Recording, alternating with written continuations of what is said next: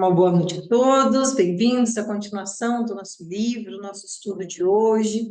Pedimos toda a proteção, inspiração de nosso Pai Oxóssi, de nosso Pai Oxalá, que possamos nesse momento sentar, respirar, refletir a busca do conhecimento pela fé, tá? Aqui o objetivo nunca é a história em si, mas são vários ensinamentos que estão dentro do contexto da história que são muito importantes, né? Quando a gente observa essas histórias, que são histórias de vida e de morte, que tem muitos momentos do livro, desse e de outros, que as histórias contadas são inteiramente no astral, no plano espiritual. Então, a gente consegue aprender e ver a experiência desses espíritos, tanto encarnados quanto desencarnados. Isso é muito rico para a gente. Rico e sim, porque essa parte da história agora, ele finaliza, né? Lembra lá onde a gente está. A Sara, mulher dele, ficou doente, está paraplégica, em razão de um feitiço feito pelo irmão dela, Simas não, Simão, né? E esse feitiço foi quebrado, então o pescador conseguiu ir lá com o domínio dos elementos que ele tinha, todo o conhecimento do panteão negro e do panteão indígena, ele conseguiu derrotar um a um os demônios. Eu vou usar demônios, que é o termo que ele usa no livro. A gente sabe que são espíritos, que são seres das trevas que estavam ali atuando, né? Então ele derrota esses demônios se voltam contra Simão e o matam, né? Então ele está nesse momento. Só que a mulher dele ainda, Sara, ainda estava, né? Numa cadeira de roda, não conseguia se levantar. E ele insistiu na experiência de que os filhos viajassem para a Europa, para conhecer, para se aculturarem. Na época, a gente não tinha muito recurso aqui. Por falar em época, tá, gente? Só para vocês terem uma ideia, mais ou menos o contexto do livro, como a gente está falando no sistema de capitanias, de governador geral, e um outro detalhe que dá a dica da data é que ele fala da invasão dos holandeses, tá? Lembra que ele vai apoiar o rei contra a invasão dos holandeses? A invasão dos holandeses se deu por volta de 1600, 1600 e pouco. Então, a gente está falando de toda essa história aqui em torno de 1600 e pouco. Então, ele falou, não, na época era assim, quem tinha dinheiro mandava para a Europa, os filhos para estudar, muitas coisas vinham da Europa, no Brasil não tinha nada. O Brasil tinha 100 anos de descobrimento. Então, literalmente, não tinha nada aqui. Tá?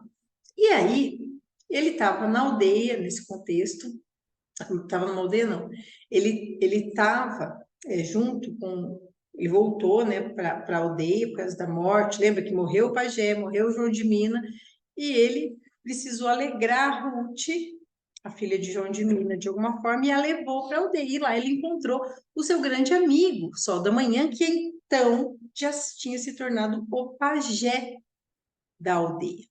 E o Sol da Manhã falou assim para ele, falou, pescador, né? Na aldeia da minha esposa, Lua Branca, tem um pajé muito velho e ele conhece todos os mistérios do corpo. Quem sabe ele pode ajudar a Sara, né, com seu poder. E aí eles foram lá ver esse pajé. E esse pajé, ele falou assim, ó, só me falta o conhecimento do ar, porque eu tenho conhecimento do tempo que você não tem. Só que um não podia revelar o segredo para o outro, porque quando se revela o segredo, se faz um juramento, tá? Então, eles falaram assim, ó, então faz o seguinte, eu vou examinar aqui a Sara, ele examinou e realmente ele viu que ele falou, ó, a Sara está sem andar por causa do feitiço, não foi por causa da queda que ela sofreu. Ela está paralítica por causa do feitiço que ela sofreu, tá? Ah, mas não bastou matar o seu irmão dela, quer dizer, ele morreu, né? Não sabe, sei lá, misteriosamente, e os demônios não foram expulsos. Aí não desfaz aquele feitiço automaticamente? Às vezes não. Às vezes não. Por quê? Já vamos ver, já vou explicar. Existem doenças do corpo e existem doenças do espírito. E aí, gente, aqui merece até uma pausa para a gente comentar por quê? Porque a gente tem os extremos. Tem a pessoa que é cética, não acredita em nada, então ela procura só medicina, e as doenças são única e exclusivamente da matéria, e pronto, acabou. E tem os doidos fanáticos, que acham que tudo é espiritual. Todas as doenças do mundo são espirituais. Vocês estão vendo os extremos aqui, ó? É? Gente, não é assim. Ah, tudo é espiritual. Não, gente. Os nossos guias, eles têm condição muito melhor do que a gente de ver. E eles veem, não, isso aqui é espiritual, não, isso aqui é material. Entende? Então, numa consulta, num atendimento com o guia, ele na hora, ele olha e fala, não, isso aqui é espiritual, vem cá que nós vamos dar um jeito. Ou se ele não tem conhecimento para fazer, ele indica quem faça. Entende? Mas o que que acontece? A gente jamais, na Umbanda, pode abandonar o conhecimento médico e os tratamentos, os tratamentos materiais. Por quê? Ah, eu tô com uma dor aqui nas costas. Ai, que será que é isso? Ai, é demanda. É demanda? Certeza que é demanda. Aí vai, benze, benze, benze, benze, benze, o negócio não sara. Ai, benze, benze, benze, o negócio não sara. Gente, você já foi no médico? Não tá de bater, né? Olha, gente, tem uns filhos que faz isso, tá? Até um dia, vocês me desculpam, não vou, lógico, né? Nunca falo quem, mas a pessoa chegou lá e falou: ai, tô aqui com uma dor de garganta, vó. A avó falou: você já foi no médico? A avó falou: então eu não sou farmácia, filho. Gente, eu morri de rir. Porque assim, e até por coisas muito simples, você vai, tem atendimento, a medicina tá aí para isso. Lógico, como a pessoa não tem recursos, se a gente estivesse num lugar que não tivesse acesso a medicamento, como é no contexto do livro, aí você vai com as ervas, com o benzimento, para tratar, inclusive, de doenças materiais, porque não tinha recurso, assim como em muitos lugares do Brasil, tá? Então, cuidado com a nossa, cuidado a nossa realidade. Tem lugar no Brasil que não tem, gente. A pessoa, para encontrar um medicamento, ter um pronto-socorro, é um negócio inacessível. Então, aqui a gente é abençoado, o nosso atendimento público de saúde é gratuito. Você sai, eu vou aqui na minha cidade, gente, é um atendimento assim, é excelente, tá? Eu vou, sou atendida, faz exame quando precisa, se for um exame mais assim de urgência, eles fazem, e você sai de lá com o remédio. Você passa na farmácia que tem do lado do UPA e você sai com o remédio dali. Tem noção do que é isso? Então, você não vai no terreiro. Gente, você está com uma coisa que é material, você vai buscar ajuda do médico, entende? Agora, você já buscou ajuda do médico, o médico não solucionou, você vai em outro médico, sabe assim, você esgota os meios da medicina tradicional. Aí você começa a pensar, não, então pode ser que tenha uma causa espiritual. Você vai e faz uma triagem, o guia também vai falar, não, filho, isso aqui não é espiritual, é físico mesmo, mas às vezes o médico não achou, entende? Então, a gente tem que separar muito isso, né? Então, os extremos são sempre ruins. Então, tem gente que acha, gente, tudo, literalmente tudo a pessoa está com demanda. Para com isso, gente, que isso não é vida. Entende? Então, não pode ser assim, tem que parar com essa mania. Vai no médico, se cuida, toma todas as medidas materiais para cuidado da saúde. A Umbanda não é substituto de médico, pelo amor de Deus, nem é para isso. Entende? Então, nesse caso aqui, ele atendeu a Sara, viu e fez, não, isso aqui não é por causa da queda, isso aqui é espiritual. Aí, ele olhou para o corpo da Sara, né, e viu que ele tinha como acessar a causa daquela paralisia das pernas dela. E para isso, olha o que ele fez, gente. No livro ele descreve, eles ficam como se fossem uma meditação, sentados, tá? eles rastreiam no tempo, que é um outro mistério. Nem todo guia faz isso. Este pajé, nem o outro pajé, o anterior ao Sol da Manhã fazia, nem o Sol da Manhã. Mas esse pajé tinha conhecimento do tempo, então ele rastreou no tempo, foi olhando, ó, eles viam o espírito dela até começarem a vê-la cada vez mais nova, até o dia do acidente. Voltando mais, foram parar, olha só, eles rastrearam no tempo, e no tempo do acidente, eles conseguiram rastrear o endereço energético, tá? De um cemitério com aspecto horrível, que pelas inscrições, o pescador identificou como sendo um cemitério alemão. Eles foram mais fundo nesse cemitério e viram 2 homens sobre uma sepultura. Um deles era Simão e o outro um desconhecido. Olha a descrição que ele dá. Tinham uma réplica de um corpo feminino e de um masculino e fizeram invocações em uma língua oriental.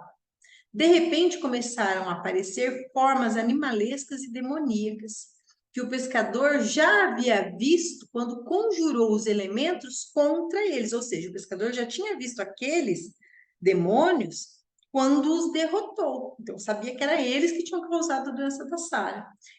A cada invocação irradiavam algo sobre os bonecos. Em dado momento, Simão, o falso sacerdote, que era, na verdade, um mago negro, novamente, é o termo que ele usa no livro, tá? Então, é um mago negativo, pegou um boneco e quebrou-o ao meio. Depois quebrou o outro também. Então, abriu um buraco sobre uma sepultura, tá? E enterrou-os separados. Os demônios, no momento em que eram quebrados os bonecos, partiram no espaço. O alvo era o pescador e sua esposa, e o objetivo destruí-los. E aí, gente, eu tenho que dar outra pausa, porque isso aqui é interessante. Eu tenho que falar sobre endereço energético, tá?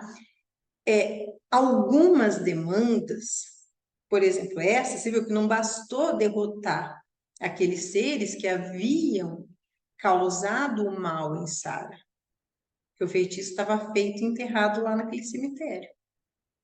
Então, mesmo os demônios sendo derrotados e se afastando, o feitiço continuava irradiando energia a ponto de manter a doença da Sara.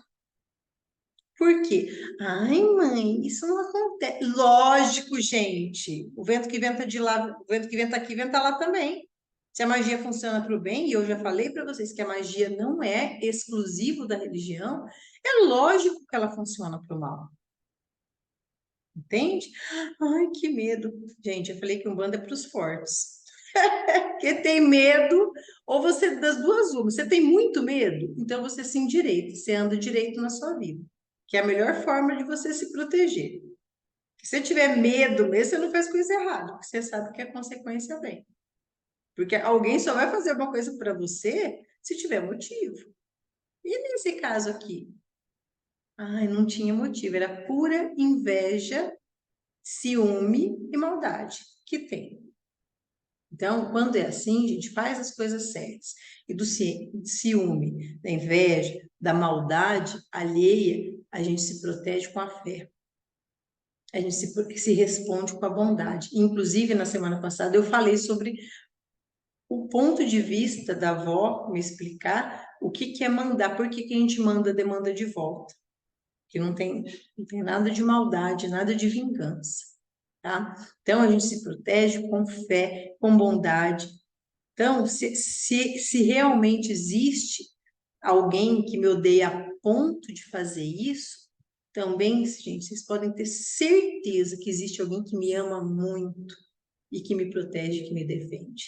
E ele vai me ajudar a encontrar as formas, os mecanismos para eu me livrar dessa maldade.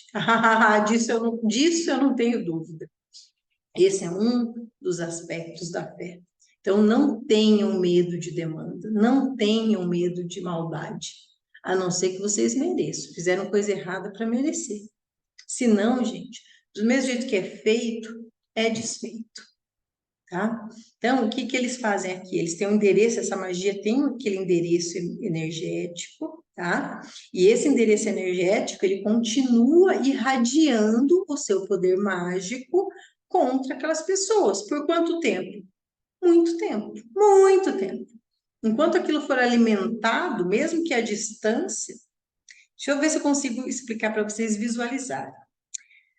Aqueles seres trevosos, mesmo derrotados e enviados para um outro lugar, eles mantêm um fio, uma ligação com aquela mandinga que está lá no cemitério, com aquela magia, com aquele feitiço lá no cemitério.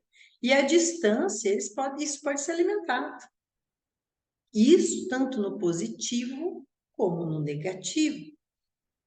Só para vocês terem uma ideia, meu pai usou um rosário no pescoço por uns, sei lá, uns 30 anos, que ele ganhou de um frei que gostava muito dele, que era muito amigo dele, e deu aquele rosário. E aí, em dado momento, depois de uns, sei lá, 20 anos, 30 anos, ele perdeu, rompeu, quebrou, ele perdeu, ele não viu. Um dia, quando a avó pôs a mão nele assim, ela falou assim, ó, ainda tá aí. O rosário que você ganhou daquele tal ainda tá aí, porque ele mantém o presente. Então, só não estava mais o material, mas o energético daquela proteção, que é um rosário de proteção, ainda estava lá. Por quê? Porque provavelmente quem deu para ele, que já é falecido, ainda alimentava aquela magia positiva de proteção. A negativa também. Então, em alguns casos, gente, essas magias negativas, você precisa ir lá no local físico para desmanchar. Não é só ir lá e quebrar o bonequinho, não, tá, gente? Não, não se meta a besta, não seja imbecil, pelo amor de Deus. Você vê no livro e fala, ah, agora eu já sei onde está enterrado os negócios lá que estão fazendo contra mim, eu vou lá. Por favor, não é só isso, tá? Então, tem esse endereço energético que manda aquilo constantemente, que deixava a Sara paralisada, tá? Essas magias, gente, todo... Ai, mas eu posso ir no cemitério fazer uma magia boa para a pessoa? Não, não vai. Então, o que vocês vão fazer no cemitério? É outra coisa, que eu nem vou falar, vocês vão descobrir no dia, porque se eu falar, vocês começam a viajar na maionese já e conjecturar, tá? Mas, ó, trabalhos que fazem com partes de corpo, unha, dente, cabelo, tudo isso é magia para prejudicar. Não tem nada do bem que é feito com isso. O único lugar que você pode deixar um pedacinho de cabelo é dentro da sua quartinha. Tem alguns terreiros que têm isso como cultura, que é dentro da sua quartinha, tá?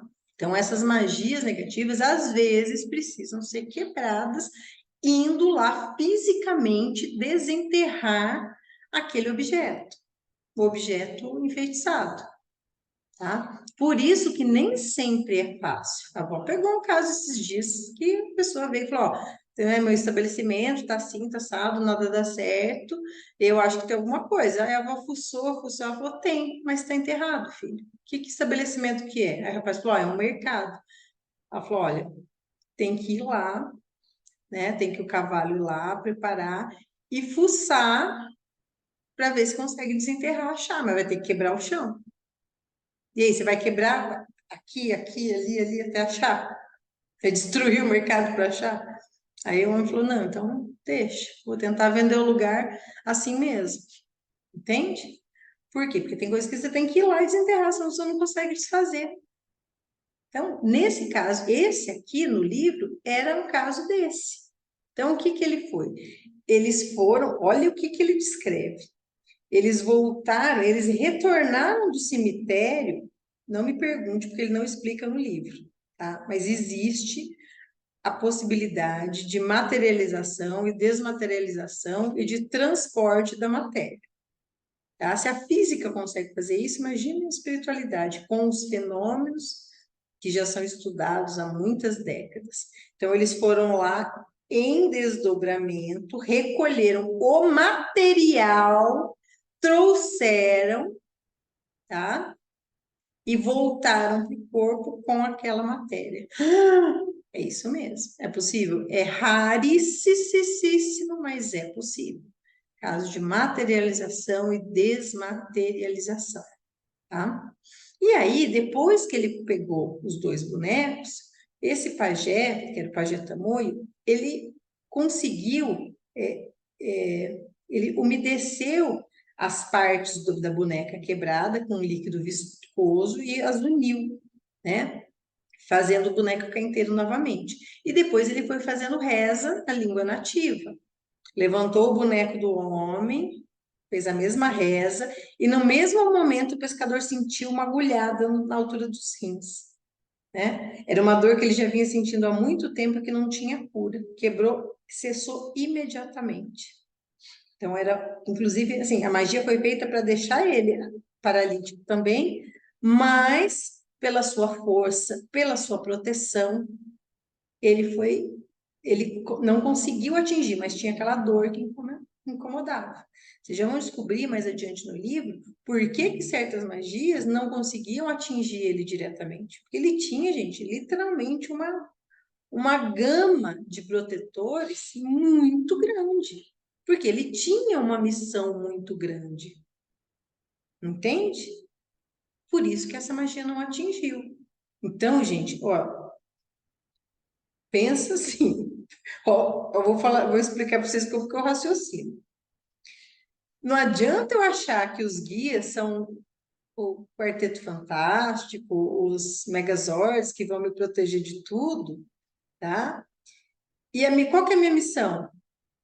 E eu não tenho missão nenhuma. Ou a minha missão é desse tamanhozinho aqui, e eu quero uma proteção desse tamanho. Não. Eu sempre falo para vocês, as nossas armas, elas são do tamanho da nossa batalha. Todo mundo tem as suas batalhas na vida, entende? Não é para desmerecer nem a mim, nem a ninguém, mas a gente tem as armas de acordo com o tamanho da luta que a gente vai ter que lutar. A gente tem que ter consciência disso. Minha batalha é desse tamanho. Minha batalha é aqui, ó, me entender com meu filho que foi meu inimigo em outra encarnação. Essa é a minha missão nessa vida. Aí eu venho com a arma daquele tamanho, mas eu acho que eu tô assim, ó, o escudo dos anjos, dos arcanjos, tudo aqui para. Não, gente, é sempre proporcional, tá? Então, esse cavaleiro desse daqui, ele tinha uma missão gigantesca, inclusive, que alteraria a forma e a intensidade do sofrimento das pessoas escravizadas no Brasil. É de uma magnitude muito grande, intercontinental. Então, esse cara tinha proteção, com certeza, muito maior. E vocês vão ver que mesmo assim ele sofre que nem um cão, tá, gente? Então, você nunca pensa assim, ah, eu tenho uma missão. Ai, gente, eu gosto tanto de ver as pessoas falarem, ai, porque eu tenho uma missão, já me falaram que eu tenho uma missão tão linda. Ô, gente, você conhece algum missionário que não sofreu um regaço na vida? Fala para mim, qual santo da Igreja Católica que não foi decapitado, flechado, torcido, estripado, lascado, decapitado? Aí vira santo. Só para uma comparação. Mas, então, esses espíritos missionários têm um sofrimento gigante. Para de, ai, tem uma missão tão linda, vamos salvar a pessoa. Você está disposto a enfrentar todo o sofrimento que vem junto com a missão? Será? Menos, né? Então, o que que esse espírito fez? Esse espírito tinha essa proteção. Mas, para atingir ele, como eles não conseguiram chegar diretamente nele, eles atingiram a Sara, né? E realmente conseguiu atingir. Com a Sara paralítica, a família inteira ficou triste. Foi muito difícil para eles. E aí o pajé, refazendo o boneco com a forma feminina, usou ervas, usou as rezas, e com a magia dele, conseguiu desfazer. Tanto que ele descreve. Quando ele conseguiu unir e fazer as rezas, Sara deu um grito horrível e desmaiou, né? Em seguida, o pajé levantou-se, foi até um córrego que passava mais abaixo, né? Fez alguns pedidos, sempre na língua indígena, e começou a apanhar a água do rio. Após benzê-la, derramou sobre os bonecos. E o pescador, nesse momento, sentia como se ele estivesse sendo banhado, né? E quando o pajé deu por terminada a reza, ele pegou os 2 bonecos, destruiu eles com a mão e jogou na água, fazendo novamente sua reza. E Sara foi curada. Dali um tempo, ela começou a sentir as pernas formigarem, né? Foi se recuperando, lento, não foi na hora, saiu assim, mas ela foi sentindo a perna formigar, começou a tentar fazer os movimentos, foi tendo ajuda e ela conseguiu voltar a andar. Então, era uma doença, um mal, fruto, sim, de feitiço, que foi desfeito. E isso, olha só, gente, mas o pescador não podia desfazer? Não. É aí que eu falo para vocês também sempre. Existem feitiços. É como se fosse uma chave e uma fechadura. Para cada tipo de magia, para cada tipo de demanda, para cada tipo de feitiço, existe uma magia que precisa ser utilizada para desfazer aquilo. E não há nada de errado e nem de falta de poder dos nossos guias e mentores. Simplesmente eles não têm aquele conhecimento, aquele específico, aquela chave que combate aquela magia. Entende? Então, não é incomum você ver médios honestos que não interferem nas comunicações, não tentar abraçar tudo. Não, ver a pessoa aqui, a pessoa tem que dar conta, porque o nosso consciente tem essa sensação que a pessoa veio até você mede um consciente, você fala, não, então o guia tem que dar conta, ele tem que curar, ele tem que fazer, ele tem que salvar. É uma coisa quase que você quer ajudar, mas às vezes o nosso guia não tem aquele conhecimento específico. Ó, eu não posso pôr a mão aqui. Às vezes a avó fala assim, ó, aí eu não posso pôr a mão, mas faz tal coisa, ou vai em tal lugar, ou vai com outro médium, ou vê com o vô, com o chefe. Você fala, tem que falar.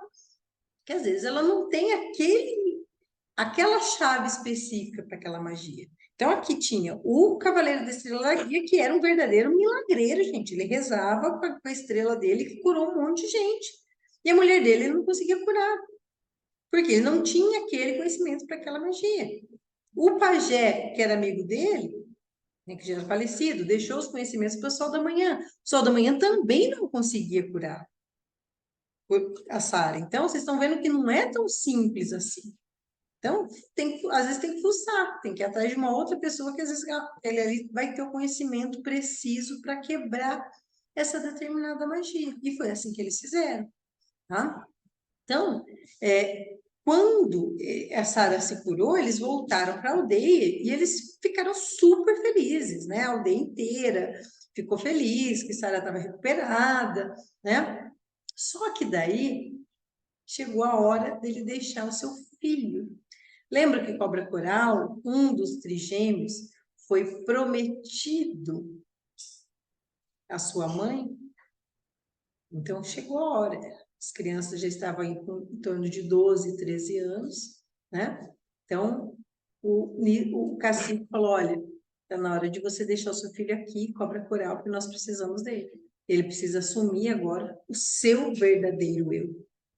Né? E ele faz todas as iniciações para ser um guerreiro e ele passa. E aí o próprio menino, né, Cobra Coral, ele pede chorando, com muita saudade, com muito amor, com muita dor de ter que se separar do pai, mas ele fala: não, pai, meu coração está aqui, eu tenho que ficar aqui.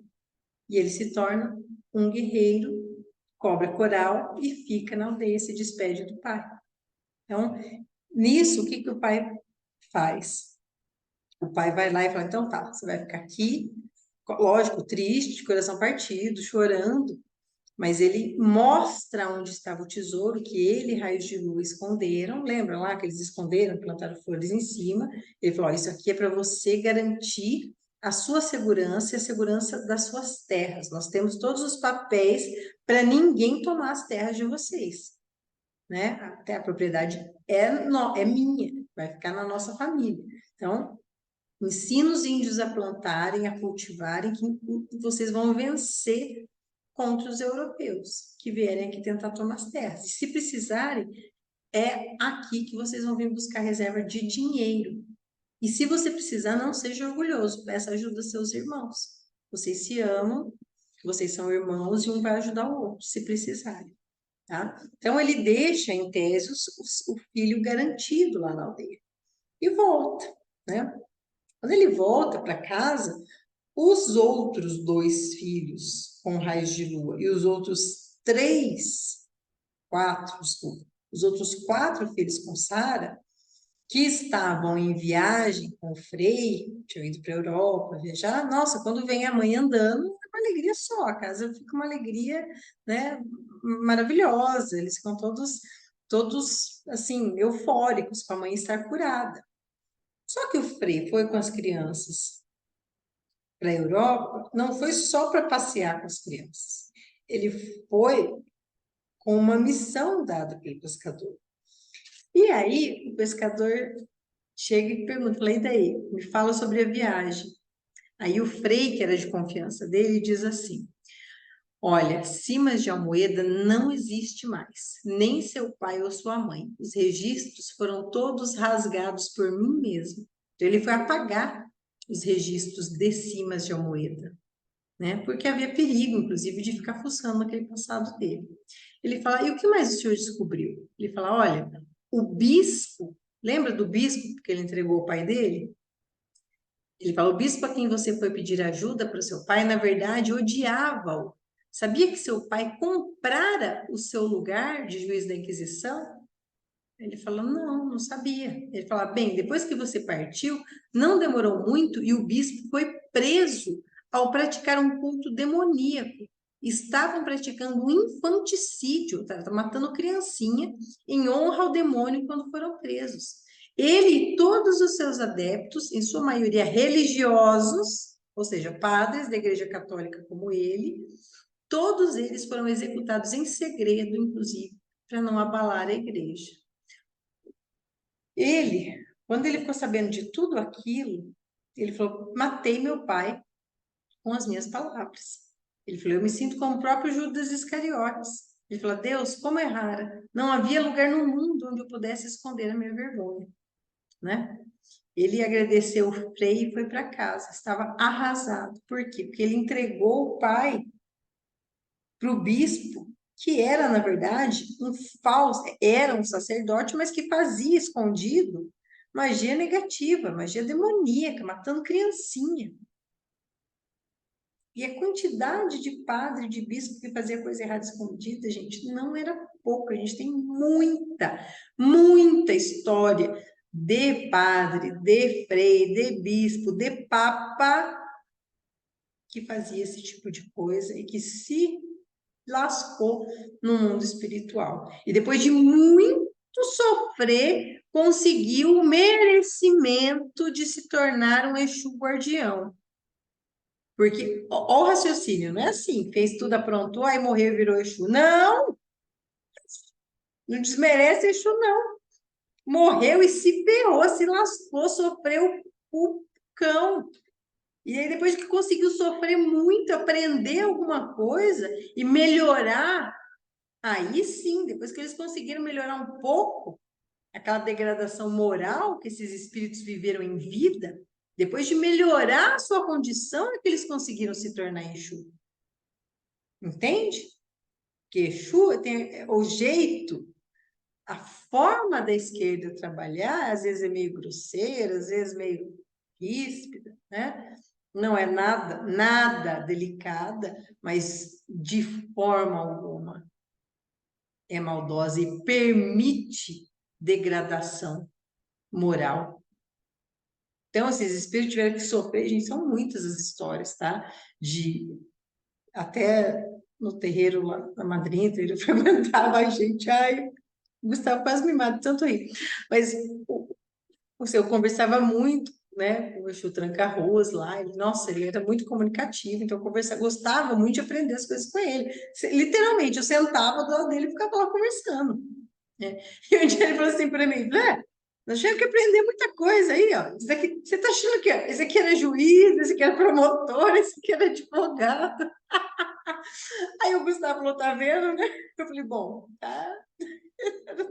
Esse aqui era padre. Então, assim, é as profissões mais fáceis para você se perder moralmente. Aparentemente é da minha área do direito, né? Porque você se envolve. é muito fácil ser seduzido pela imoralidade em vários sentidos. Mas daí, daí a gente aprendeu um monte de coisa, agora a gente está trabalhando, né? Tal, tal. Então, assim, tem esse aspecto. E aí ele ficou, gente, voltando para o livro, ele ficou tão arrasado por saber o que ele, na verdade, tinha entregado o pai dele para aquele agente das trevas, que ele, quando chegou em casa e contou tudo para Sara, ele estava tão mal que ele não sabia o que fazer, ele estava com vontade de se matar, né? Aí a Sara, muito sabiamente, foi até a cômoda e pegou um pequeno baú, retirou de lá o pergaminho, lembra o pergaminho que o pai dele deu? E colocou em suas mãos. Aí ele falou, ó, tá aí a resposta para suas aflições. Por que que você não vai em busca das respostas? Se encontrar o lugar, vai ter paz de espírito. E ele resolveu partir. Então, ele arrumou tudo, deixou todos os negócios com pessoas de confiança, tá? Deixou a Ruth tomando conta da parte administrativa, a Sara tomando conta de outra parte, os filhos, que já eram maiores, né, deixou também responsabilidades. Ele arrumou tudo e encheu um navio inteiro com provisões, dinheiro, ouro, separou 7 pedras preciosas, uma de cada cor, e rumou para Pérsia, atento, na época, né, para o Oriente. Então, ele foi, levou também o pergaminho e levou a estrela. Ele sabia mais ou menos o lugar, porque ele ouviu do irmão de Sara, Simão, quando ele viu o pergaminho. Então, ele sabia aproximadamente que era naquele local, mais ou menos assim. Ele sabia em qual país era, mas ele não sabia exatamente. E ele iniciou literalmente uma jornada gigantesca. Imagina aquela época, as viagens longas, né, de bar. E aí, gente, só para a gente entrar, ele chegou na Pérsia, ficou muitas semanas, muito tempo tentando, procurando. E ninguém dava informação, porque quando ele chegou na Pérsia, ele falou assim, ó, não pode mostrar esse pergaminho aí com esse símbolo de 3 cruzes aqui, porque isso é um símbolo cristão, e aqui a maioria é muçulmana. Aqui todo mundo pratica o islamismo. Então, se você chegar aqui e mostrar um símbolo cristão para alguém que segue o islamismo, você pode ser acusado de traidor. Então, você tem que tomar cuidado, inclusive, para quem que você vai mostrar isso. Ele anda, anda, anda, anda. Só que no meio das andanças dele, ele perguntou para um pastor de cabras. Ele falou: olha, esse pergaminho aqui, você reconhece e tal. E ele ouviu o pensamento do pastor. E o pastor pensava assim: nossa, é o símbolo dos magos das 3 cruzes. Deus me livre e guarde. Se o Sheik descobrir que eu dei informação para esse homem, ele me mata. E ele ouviu o pensamento. Ele falou: não, não, não sei onde é, não. Ele falou: tá bom. Mas tem um Sheik por aqui, você pode me levar até ele, que eu tenho algumas coisas para comercializar. Aí ele ficou meio assim, então, mas como ele esconder, né, desistiu do pergaminho e falou que era comerciante, ele levou até o sheik, esse sheik, perto dessa caverna lá que tinha um castelo, um local, a pretexto de comercializar as suas mercadorias no seu navio. Quando ele saiu para ir atrás desse sheik, ele falou assim para o capitão, ele falou: capitão do navio, você me espera aqui, tá? Se você receber o meu crucifixo, ele mostrou, que esse crucifixo aqui, gravado as nossas iniciais, que é Simas e Sara, né? Você sabe que eu não volto mais, e você pode partir e voltar e dar a notícia para Sara, minha esposa. E o capitão ficou aguardando com o navio enquanto ele foi conversar com o sheik, porque ele sabia que dependendo do que acontecesse, ele poderia não voltar, ou porque estava morto, ou porque decidia ficar, se ele encontrasse o que ele procurava, né? E quando ele chegou com esse sheik, ele foi conversando, o sheik falou: não, não quero negociar nada, não. Aqui você não sabe, né? Aqui a gente não só tem cabra e deserto, não tem mais nada para negociar, tal. Aí ele falou: tá bom, mas olha o que eu tenho aqui. Você não sabe quem quer comprar isso? E mostrou as 7 pedras coloridas para o sheik. E ele falou assim, ó, os olhos do Sheik brilhavam, mas não era um brilho de cobiça, era um brilho igual das feras quando acuadas. E outra, o Sheik não pensava. Ele tentava ler os pensamentos, ouvir os pensamentos do Sheik, mas ele não conseguia ouvir. Por quê? Porque ele não estava pensando. Ele falou, mas o senhor não pensa, e agora? Né? Aí ele perguntou sobre o pergaminho, mostrou o pergaminho para o Sheik e ficou observando as reações do Sheik. E nada. Aí o Sheik olhou e falou, ah, isso aqui é um símbolo cristão, eu não sei sobre isso. Fui criado aqui no Islã, não conheço, né? Fui criado segundo os ensinamentos do Corão. Eu só sei que isso é um símbolo cristão. E não pensava nada. Então o pescador ficou no escuro, literalmente. Mas daí o Sheik falou assim: olha, já que eu não posso te ajudar nos negócios, então eu quero que você aproveite da hospitalidade persa. E, igual a gente vê nos filmes, né? Bateu as palmas, os empregados vieram e trouxeram muita bebida. Ele falou: não, eu não bebo. Ele falou: ah, mas um homem do mar que não bebe? Ele falou: é, não, não bebo. Ele falou: ah, então já sei como te alegrar. Bateu a mão de novo e trouxe um monte de mulheres lindas, todas seminuas, dançando provocativamente. Aí ele já começou a ficar irritado, ele começou a falar, o que que esse sheik tá querendo? Tipo eu, né? Assim, o que que esse sheik tá querendo me provocar? E o sheik só observando ele. Aí ele falou, nossa, pescador, né? Você tá... Pescador não, chamava ele lá do mercador. Você parece que a idade e o mar te tiraram o gosto e o fogo da vida. Ele falou, não, não tem nada. Aí nisso ele falou, vamos ver se eu te animo mais. Bateu, as escravas todas tiraram as roupas, que eram nuas, oferecendo para ele. Aí ele ficou pé da vida. Aí ele falou, eu não quero saber de nada, vocês estão... Que desrespeito é esse? Né? Aí o Jake falou, não, então, mas peça o que você quiser. Se você quiser, posso trazer homens para dançar para você. Aí ele foi lá e meteu um socão na cara do Sheik, porque paciência tem limite. Meteu-lhe um socão na cara do Sheik e falou: pelo desrespeito e pela desonra, vocês não sabem o que é o amor e o que é envolvimento carnal, vocês estão desrespeitando a mim e essas pessoas que estão aqui se oferecendo para mim. Ele falou: se eu tivesse uma espada, eu, com certeza eu ia te degolar agora mesmo. E foi saindo. Quando ele foi saindo, ele escutou o nome dele. Ele falou, né, escutou Simas de Almoeda, espere. E aí ele paralisou. Ele falou, como assim? Alguém sabe meu nome aqui, nessa terra, lá no fim do mundo. Quando ele se virou, era um velho senhor de longas barbas brancas a cobrir-lhe o peito. Estava apoiado em um longo cajado. Usava um turbante com uma pedra verde. Imediatamente o pescador lembrou da pedra do turbante de um homem sentado no centro do círculo na casa do pai dele, lá na Espanha. Agora o homem estava muito velho, mas o olhar era o mesmo, ele reconheceu. Aí ele falou: desculpe, Sheik, né? Desculpe, o Sheik, o guardião falou. Ele é o guardião da porta do templo. Essa é a sua missão e ele cumpre com perfeição. Poucos passam por essa porta. Aí ele fala: nossa, desculpa, né, por tê-lo agredido, mas eu estava me sentindo ofendido. Ele falou: não, não. Ele não estava sendo.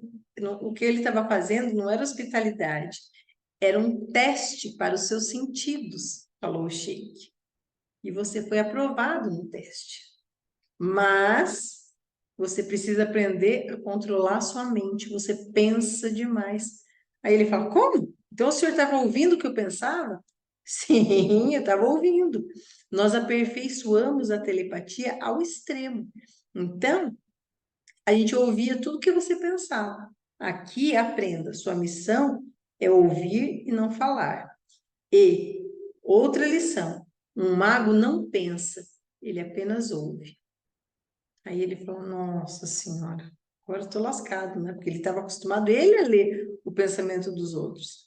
Aí ele falou: ó, você precisa saber como usar os poderes que você já tem, né? Agora você se decide, ou você atravessa a porta do templo ou você volta. Ele falou: não, eu atravesso.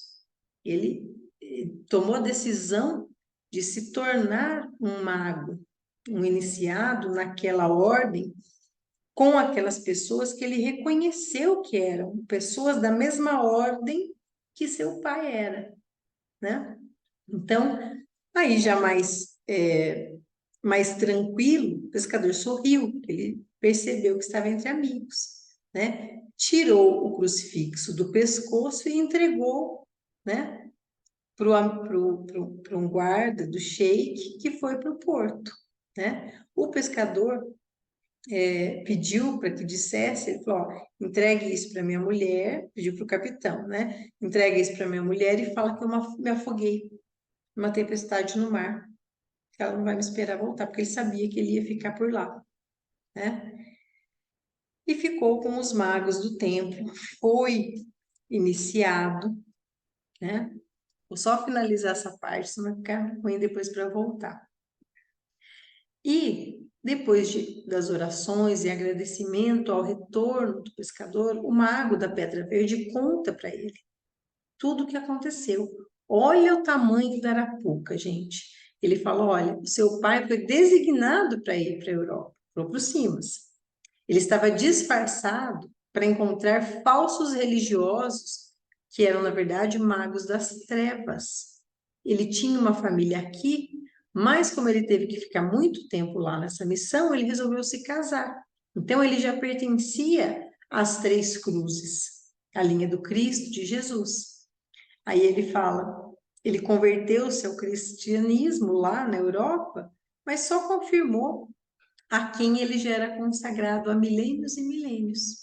Aí o que ele explica? Eu quero que vocês gravem essa parte, gente.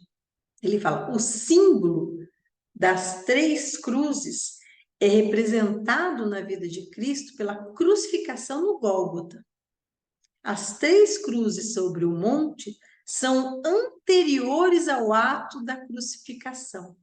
Milênios antes da vinda do Cristo, as três cruzes já eram um dos sete símbolos sagrados. E por toda a eternidade continuarão sendo sempre o símbolo sagrado.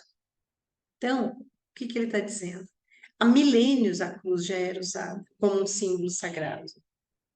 Então, não foi por causa de Jesus que a cruz virou um símbolo sagrado.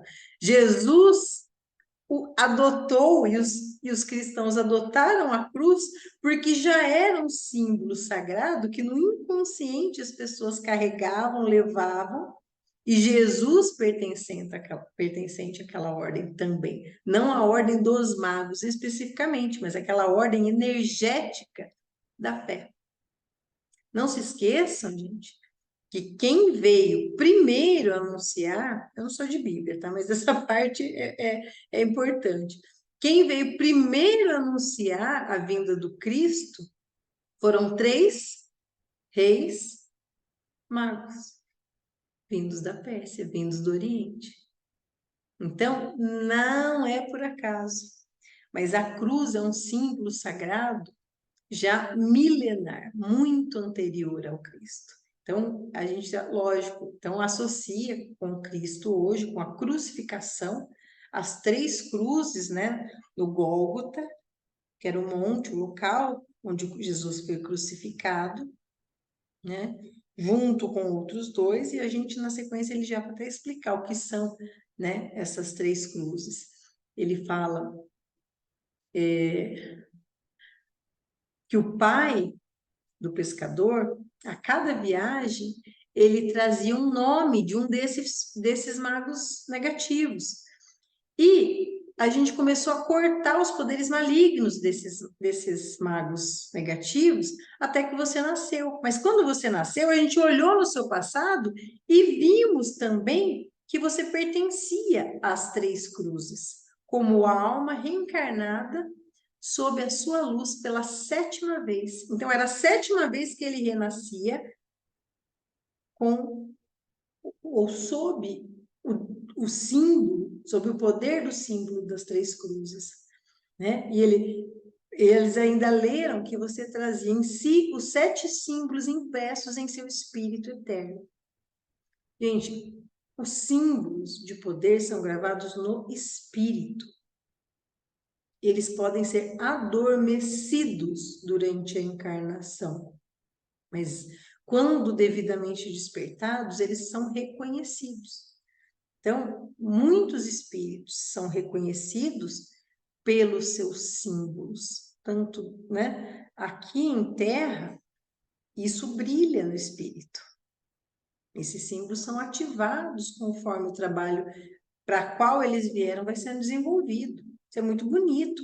Lembrem-se quando, no livro O Guardião da Meia-Noite, o barão recebe o símbolo sagrado também da cruz do senhor Obaluaê.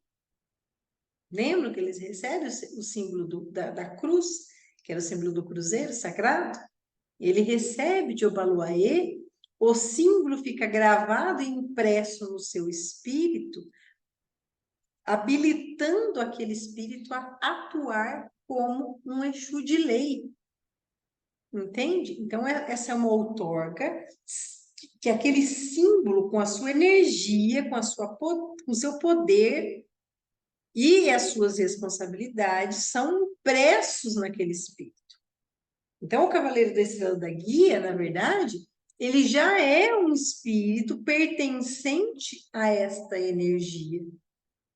Entende? Olha que bonito. Então, quando ele nasceu, eles conseguiram ver isso, né? E por isso ele fala, a cruz do meio é a cruz do eterno.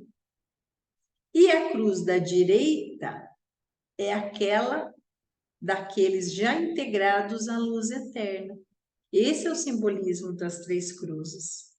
Então, ele mostra, fala, né? Inclusive, três cruzes referentes, a gente tem toda uma série de simbolismos da Trindade em várias religiões, em vários momentos, na física, na matemática, né? Então, o triângulo é um dos símbolos, né? O três é um dos símbolos mais sagrados que nós temos na humanidade, na história da humanidade, né? Então, ele tem essa explicação e é muito bacana falar disso, até para falar da anterioridade da cruz como símbolo sagrado, né? Então, a gente não tem, nós somos cristãos, não esqueçam disso, nós somos cristãos, mas não somos só cristãos. Nós também reconhecemos e conseguimos perceber a manifestação da fé em outros profetas. Eu não gosto nem do termo, mas em outros grandes nomes da fé. Buda, Moisés, Krishna. Então, nós vemos todos esses como Akhenaton, como emissários da fé, representantes de Oxalá, com força e expoência tão grande que atravessa os tempos, na força de Oxalá, ou seja, na força da fé. E Jesus, obviamente, também foi um deles. Eu não estou diminuindo Jesus, gente, é muito pelo contrário. Ele, para nós, é o exponencial máximo do que o espírito humano pode fazer enquanto encarnado. Mas os outros também, em aspectos diferentes. Vocês podem ver que Cristo foi todo para o lado do ensinamento de amor.